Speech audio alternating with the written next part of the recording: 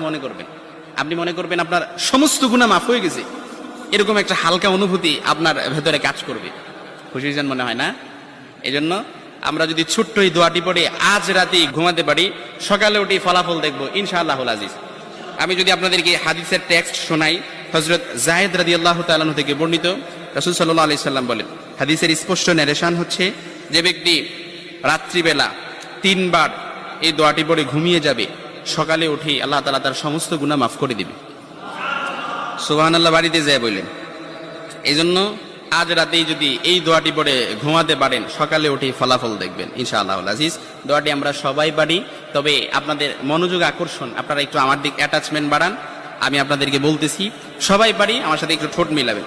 আস্তাগফিরুল্লাহাল্লাযী লা ইলাহা ইল্লা হুয়াল হাইয়ুল কাইয়্যুম ওয়া আতুবু ইলাইহি লা হাওলা ওয়ালা কুওয়াতা ইল্লা বিল্লাহিল আলিয়্যিল